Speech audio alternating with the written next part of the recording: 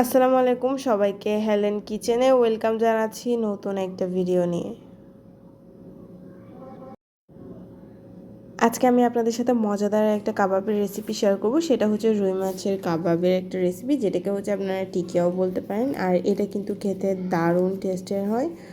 আর যারা কিন্তু মাছ একদম রান্না করার পছন্দ করে না, তারা কিন্তু এভাবে ইজিলি কাবাবের মাধ্যমে কিন্তু সার্ভ করতে পারেন, যেটা কিন্তু দেখতেও সুন্দর হয়, খেতেও কিন্তু অনেক বেশি মজা হয়। তো এখানে আমি প্রায় 3 পিসের মতো হচ্ছে রুই মাছ নিয়েছি। তারপর নিয়েছি হচ্ছে 20 গ্রাম মতো হচ্ছে মসুর ডাল। এই ডালটাও কিন্তু কাবাবের টেস্টটাকে আরও বেশি বাড়িয়ে দেয়। তারপর নিয়েছিলাম ধনিয়া পাতা, পেঁয়াজ কুচি, তারপর হচ্ছে কাঁচামরিচের কুচি। এটা হচ্ছে যে যার পরিমাণ যে ঝাল খায় সেই পরিমাণ। তারপর কাবাব মশলা আর হচ্ছে গোলমরিচের পেস্ট। তারপর নিয়েছিলাম দেশি রসুন থেতো করা। আর হচ্ছে একটা হচ্ছে আমি ব্লেন্ডারে হচ্ছে ডালগুলোকে প্রথমে হচ্ছে ভালো করে ব্লেন্ড করে নেব। আর ডালগুলো কিন্তু আগে থেকে ভালো করে ধুয়ে হচ্ছে ভিজিয়ে রেখেছিলাম। আর এটা ব্লেন্ড করার টাইমে কিন্তু কোনো প্রকার পানি অ্যাড করব না, কারণ হচ্ছে এতে পানি দিলে হচ্ছে অনেক বেশি নরম হয়ে যায়।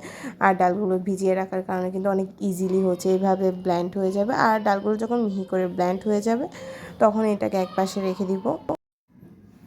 তারপর হচ্ছে আমি মাছের পিসগুলোকে হচ্ছে একটা প্যানে করে হচ্ছে হালকা বয়েল করে নেব। এটা 3 থেকে 4 মিনিট পর্যন্ত হচ্ছে দুইটা পিঠই ভালো করে বয়েল করে নিতে হবে। আর বয়েল করে নেওয়ার পর হচ্ছে এগুলো আমি পানি থেকে ঝরিয়ে একটা কাঁটা চামচের সাহায্যে হচ্ছে এইভাবে করে কাঁটাগুলো ছাড়িয়ে নিব।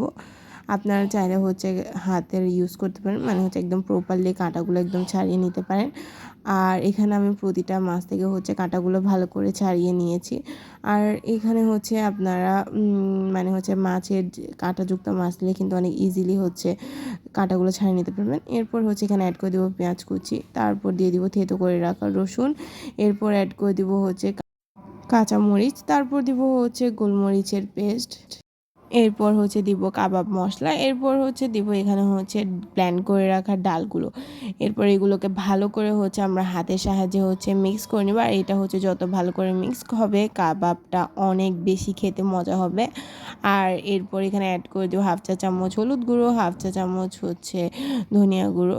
এরপর আবার ভালো করে এগুলোকে আমি মিক্স করে নেব। আর এখানে কাবাব মশলা দেওয়ার কারণে কিন্তু এটার টেস্ট অনেক বেশি বেড়ে যাবে। তারপর দিব 1 টেবিল পরিমাণ হচ্ছে সরিষার তেল। এই সরিষার তেলটা হচ্ছে কাবাবের টেস্টটাকে আরও বাড়িয়ে দিবে। তারপর এগুলো ভালো করে হচ্ছে আমি মিক্স করে নেব। আর এগুলো ভালো করে মিক্স করে আমি প্রায় 10 মিনিটের মতো হচ্ছে আমি রেস্টে রেখেছিলাম। তারপর হচ্ছে একটা মানে হচ্ছে হাতের সাহায্যে হচ্ছে আপনারা এইভাবে হচ্ছে কাবাবের শেপ দিয়ে নিতে পারবেন।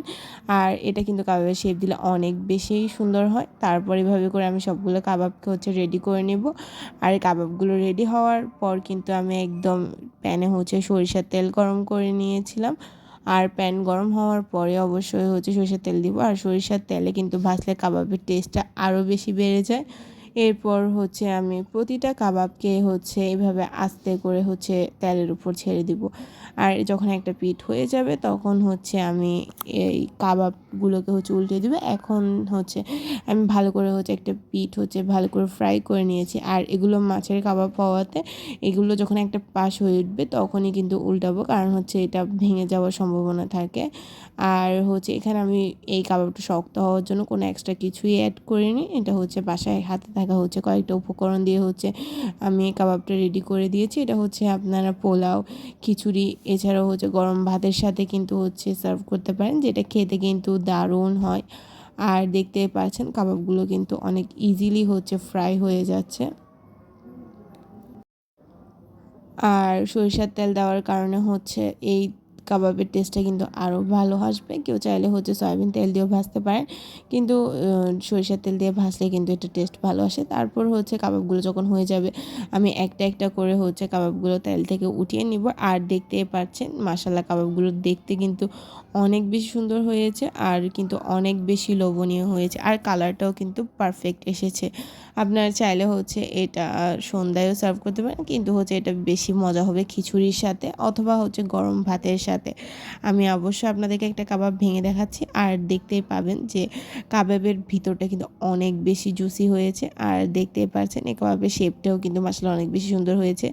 আর এখানে হচ্ছে ভিতরের পুরো ভিতরটা হচ্ছে মাছের পিস আর হচ্ছে একদম কাঁচামরিচ পেঁয়াজ দিয়ে কিন্তু ভরা, যেটা কিন্তু দেখতে অনেক বেশি লোভনীয় লাগছে। তো ভিডিওটা ভালো লাগলে অবশ্যই লাইক করবেন। আসসালামু আলাইকুম, দেখা হবে অন্য কোনো ভিডিওতে অন্য কোনো সহজ রেসিপি নিয়ে। টাটা।